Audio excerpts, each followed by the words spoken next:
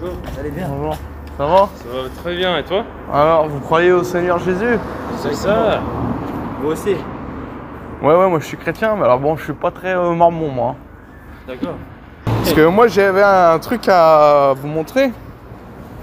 Parce que justement, récemment, j'ai fait une petite recherche sur ce que les mormons disent par rapport à la peau. La couleur de peau. Ah, ok. Vous connaissez cette histoire? Ouais. Où apparemment, c'est dans... Par exemple, voilà. Faut que je retrouve. Il a la médiathèque d'évangile. Médiathèque. Non mais j'ai le truc là. Oh, faut que je remachine. Trop cool. C'était Vous vous où intéressez beaucoup dans l'église. Comment? Vous vous intéressez beaucoup dans l'église. Moi je suis un baptiste, moi je suis pas mormon, baptiste, église baptiste. Il y en a beaucoup en Amérique là-bas, vous êtes d'où? Vous êtes d'où? Californie. Californie. Pas trop, mais au sud des États-Unis. Et l'Utah c'est où ça? Californie, Utah. Ouais, c'est juste à côté, c'est à l'Utah qu'il y a le centre mormon, c'est ça la congrégation? Comment? Le centre de l'église, oui. Voilà. Et du coup, vous êtes déjà venu à l'église avec nous? Non, mais bon, moi je voulais savoir ce que vous en pensez par rapport au racisme dans le mormonisme. Il n'y en a pas du tout. Il n'y en a pas? Ouais, comment vous pouvez m'expliquer par exemple ce verset où il dit dans 2 Néphi 5, 21, et il avait fait tomber la malédiction sur eux, oui, une grande malédiction à cause de leur iniquité, car voici, ils s'étaient endurci le cœur contre lui, de sorte qu'ils étaient devenus semblables à un caillou. C'est pourquoi, comme ils étaient blancs et extrêmement beaux et agréables, afin qu'ils ne fussent pas séduisants pour mon peuple, le Seigneur Dieu fit venir sur eux une peau sombre. Bien sûr. Vous avez lu comme moi. Exactement. Donc pour eux, pour Dieu, c'est un signe de malédiction d'avoir une peau sombre. Selon 2 Néphi 5. Tu l'as là sur ton livre. Regarde, c'est écrit. Je l'ai étudié Ouais. déjà. Alors qu'est-ce que vous pensez de ça déjà? C'est ça. Bah, moi je suis ici. J'ai cru en ces choses. Ouais, mais je veux dire pour eux, à la base, parce qu'aujourd'hui ils sont réformés, mais à la base, c'est quand même dans votre livre déjà, c'est toujours écrit dans votre livre. Et là c'est pareil, il dit aussi attends. Non, attends, c'est pas celui-là, je cherche, c'est Alma. Mais on peut dire que si Ouais. on est frappé par mutisme, ça peut être une malédiction de Dieu. Est-ce que le fait d'être frappé du mutisme? Du mutisme. C'est pas ce qui est écrit là, c'est pas écrit du mutisme, hein. Il dit Mais- d'amener une peau sombre. Je fais une comparaison, Ouais, tu vois. d'accord. Est-ce que le fait soi-même d'être mute, c'est une malédiction? Ça veut dire que Dieu il t'haït De muter? de muter. Tu t'entends pas quoi en parlant de mutation? Voilà.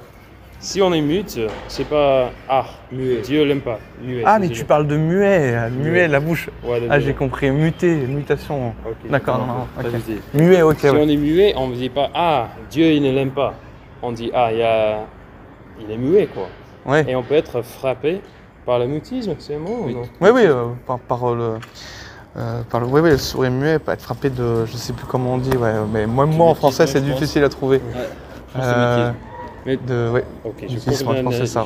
l'analogie, mais Ouais. tu vois que Dieu il peut utiliser n'importe quelle sorte de malédiction Ouais. et ça ne veut pas dire que la chose lui-même est mauvaise, mais c'est simplement il t'est Si, je veux dire, il t'est être malédit. muet c'est pas quelque chose de bon.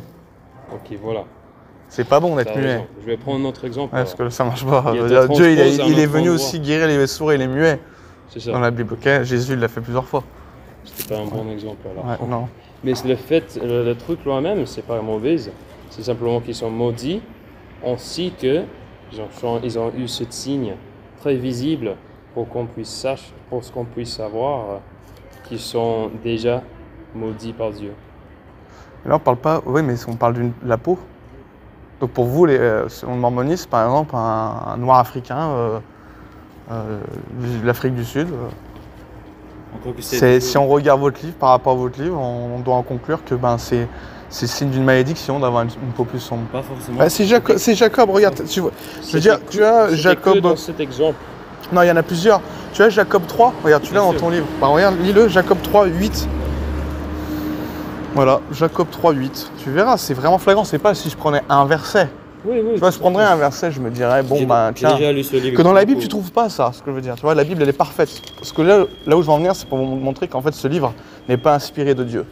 Parce que si c'était inspiré de Dieu, il n'y aurait pas de telles inepties, quoi. Pourquoi étudiez-vous le livre du coup? Bah, c'est juste pour vous montrer que c'est quand même une aberration, ce livre. Moi, je suis désolé. Par rapport à Jacob 3.8, rien que par rapport à ça, il y a d'autres choses pour moi qui sont complètement uniques, mais... Jacob 3.8, vas-y, dis-le. Bah, je l'ai déjà lu, c'est bon. Ah ouais. Alors, ils disent quoi? Ça ici. Donc, ô mes frères, je crains que si vous ne vous repentez pas de vos péchés, leur peau ne soit plus blanche que la vôtre. Tu te rends compte?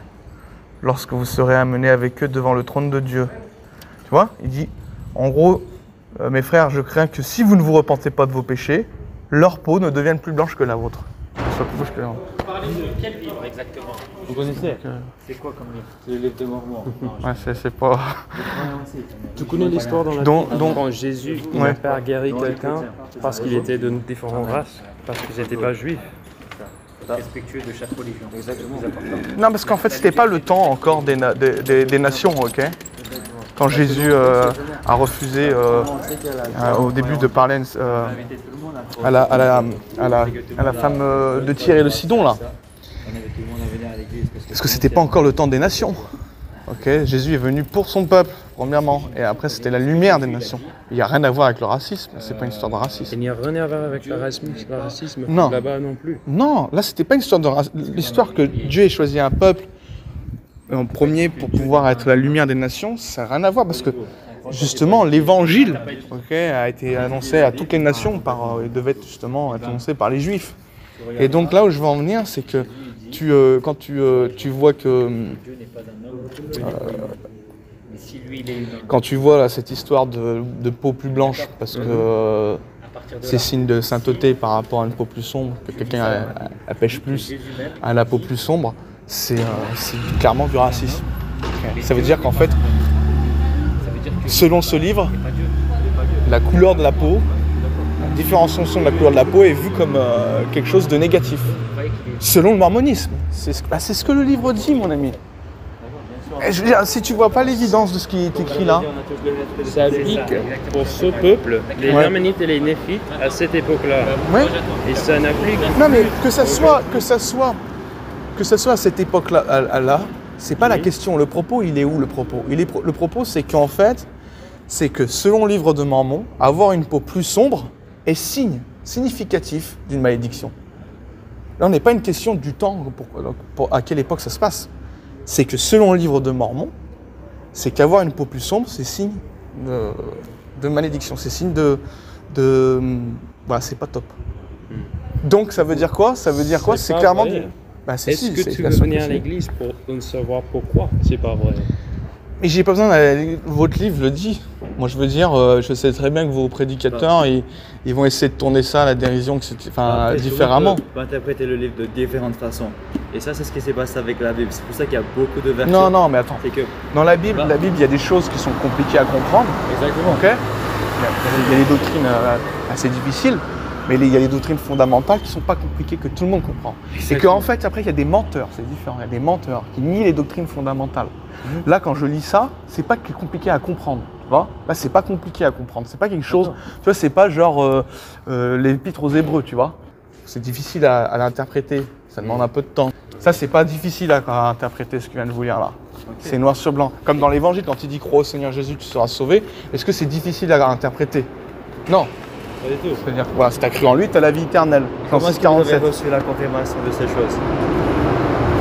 Qui vous a révélé la vérité de ces choses? La Bible. La Bible, c'est la parole de Dieu. Seulement la Bible. Moi, je te dis que ce livre, il est pas de Dieu. Okay. Pourquoi? Parce qu'il contredit des doctrines fondamentales. Par exemple, les Mormons ne croient pas en la Trinité. Vous ne croyez pas en la Trinité. Okay. Pourtant, la Trinité, c'est une doctrine fondamentale, c'est biblique. Vous ne croyez pas au salut par la foi seule? Pour vous, il faut se repentir des péchés pour être sauvé. Bien sûr. Là, on est voilà, donc déjà, si vous croyez ni au salut par la foi seule, ni à la Trinité, vous ne croyez pas en l'enfer éternel aussi. Doctrine biblique. Hein. Et vous dites que ça c'est un complémentaire à la Bible, et c'est pas vrai. C'est pas complémentaire à la Bible. Non, mais, déjà, la Bible dit de ne pas aller au-delà de ce qui est écrit. Exactement. Et de rien à rajouter, ni rien à enlever. L'Apocalypse, c'est le dernier livre, ok, de la Révélation. Il n'y a rien qui doit être enlevé, rien qui doit être rajouté. Ça, c'est votre point de vue. Ben, c'est la Bible. Et je vais dire, attends, mais je vais te dire une chose. C'est que comment ça pourrait être de Dieu, ce livre, si ça contredit les doctrines fondamentales de la Bible. Ça ne peut pas être de Dieu. C'est soit le livre de Mormon est la vérité, soit c'est la Bible qui est la vérité. Mais ça ne peut pas être les deux. Parce que ça se contredit, c'est deux livres qui se contredisent. C'est comme si je te disais que le Coran, c'est la continuité de la Bible. Il y a des gens qui disent ça. Les musulmans, ils disent que le Coran, c'est la continuité de la Bible. Tu n'es pas d'accord avec ça? Oui. Pourquoi tu n'es pas d'accord? Parce que le Coran contredit la Bible et la Bible contredit le Coran. Donc tu vois, ça ne peut pas être continuité. Et bien c'est pareil, Mais en tout cas, on est les reconnaissant pour musulmans, d'avoir parlé avec les vous. musulmans ne croient pas que Jésus est fils unique de Dieu. On est d'accord. La Bible dit que Jésus est fils unique de Dieu. Bien sûr. Donc déjà voilà, c'est terminé. Rien que pour ça, c'est fini déjà. Tu peux le jeter à la poubelle. Donc voilà, c'est pareil quand je te dis, ça contredit la parole. Donc, C'est votre point de vue. c'est pas mon point de vue, hein, c'est ce que la Bible dit. Moi j'espère que vous repentirez. Il y a quelqu'un que vous pouvez...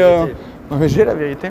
Amen. Ah ouais, je suis sauvé. En tout cas, Et si moi, vous je vous le dis, connaissez c'est- des personnes qui aimeraient venir trouver cette vérité pour eux-mêmes, n'hésitez pas à leur inviter à l'église. C'est notre but, c'est pas de convaincre les gens. Non mais C'est de vous les êtes inviter à réellement, trouver parce que vous êtes gentil d'apparence, moi je dis pas, vous êtes client, on a envie de parler avec vous. Voilà. Mais vous croyez à une fausse doctrine. Qu'est-ce Et que c'est vous justement ça les sectes sont avenantes. Tu sais, une secte c'est ça, tu vois, t'es senti, tout le monde va bien, machin, et puis en fait, au bout du compte, la personne rentre dedans, elle croit à des fausses doctrines, elle finit en enfer à la fin, tu vois. Donc même le Satan, ses sourires est super gentil quand tu crois à des choses Amen. fausses. Et donc je suis désolé mes amis, Je suis mais... ici pour 12 ans, pour 24 heures tous les jours. Hein? J'ai déjà fait cette décision. J'ai déjà réfléchi beaucoup. Ouais, j'ai pas compris, t'as dit Je quoi? serai ici pour 2 ans, 24 heures tous les jours. Ah ouais? Et du coup, je cherche les personnes qui me trouvent la joie. Ah Exactement. ouais. Et je Ouais. toute la journée. Moi, je te souhaite de te repentir. c'est vrai. Regarde le pasteur Anderson. Tu connais le pasteur Steven Anderson, Baptist Church? Pas trop. Ben, non, mais si jamais, mets-le dans un coin dans ta tête. Et si tu as le temps, regarde, tu verras, c'est pasteur Steven Anderson. Ça marche. Pasteur Steven Anderson. Steven Anderson. Voilà. Merci. Au revoir.